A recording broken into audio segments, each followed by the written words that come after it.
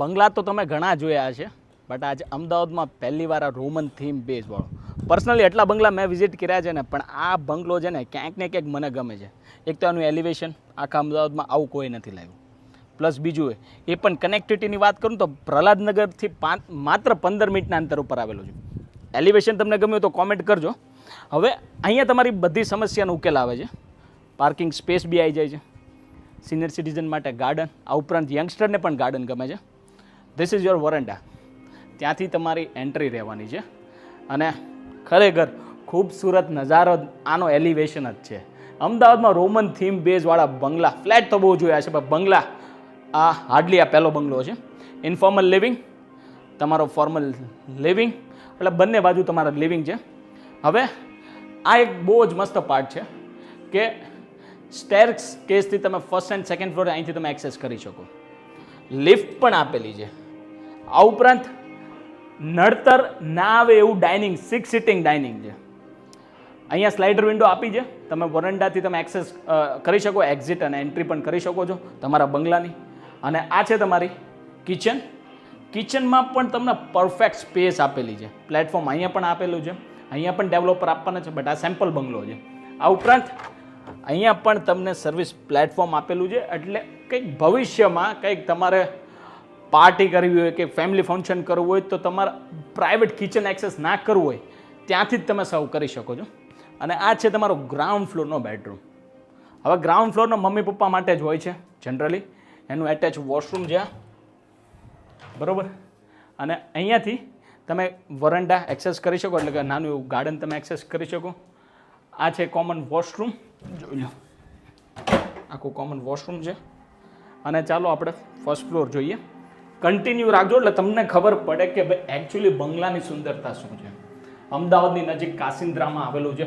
Kasindra actually છે ને બંગલાનું pocket છે. અહીંયા મીડિયમ રેન્જ અને લક્ઝરી રેન્જના પણ બંગલા છે. હવે એકચ્યુઅલી આ છે ને લાઉન્જ કમાં તમારો અત્યારે તો કેવું છે સેમ્પલ બંગલો છે એટલે લાઉન્જ રાખેલું છે, બટ અહીંયા તમારી ચિલ્ડ્રન બેડરૂમ તમે કન્સિડર કરી શકો. એટલે ફર્સ્ટ ફ્લોરમાં તમને 3 બેડરૂમ મળશે તમારું ચિલ્ડ્રન. આ ઉપરાંત 17x12 સાઇઝનો રહેવાનો છે તમારો બેડરૂમ. આમાં એ સ્ટેન્ડિંગ બાલ્કની છે અને એક આ મેઇન બાલ્કની છે, તમને બતાવવાનું છું. આ બાલ્કની છે, આ બાલ્કની છે. સરાઉન્ડિંગ તમને બધું જ બંગલાનું જ એન્વાયરમેન્ટ દેખાશે. અને ખાસ એ વાત છે, વોશરૂમ તો જુઓ યાર ખાલી, આ કોઈ આમ ખરેખર અલગ જ લાગે છે કે આટલું મોટું વોશરૂમ. આ ઉપરાંત આ છે તમારો ફ્રન્ટેજનો બેડરૂમ, 17x14 સાઇઝનો રહેવાનો છે. એમાં પણ તમને બાલ્કની મળવાની છે, જોઈ લો, તમે જોઈ શકો છો ફ્રન્ટેજનો બાલ. અને એનું ડ્રેસિંગ ટોયલેટ, વોશરૂમ કમ્પ્લીટ. જુઓ ખરેખર બંગલો ગમ્યો તો કોમેન્ટ જરૂર કરજો બરાબર. હવે આપણે જોઈએ છે સેકન્ડ ફ્લોર, જ્યાં માસ્ટર બેડરૂમ આપેલો છે અને તમારી પ્રાઇવેટ ટેરેસ છે. ખરેખર બંગલો જો શોધતા હોય ને બજેટ રેન્જમાં તો આ તમારા માટે હું તમને કન્સિડર કરું છું, પર્સનલી સજેસ્ટ કરું છું. અને આ છે તમારો સેકન્ડ ફ્લોરનો માસ્ટર બેડરૂમ, એટેચ વોશરૂમ, બંને બાજુ સ્લાઇડર વિન્ડો અને સ્ટેન્ડિંગ બાલ્કની આપેલી છે. એટલે ક્રોસ વેન્ટિલેશન બંગલામાં રહેવાનું જ છે.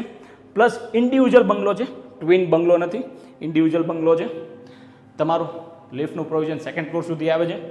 પૂજા સ્પેસ અહીંયા આપેલી છે.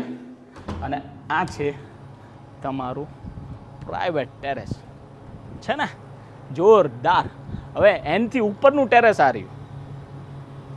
બોલો હવે આનાથી વિશેષ તમારે શું જોઈએ છે? તો આજે તમારો સંપર્ક કરજો.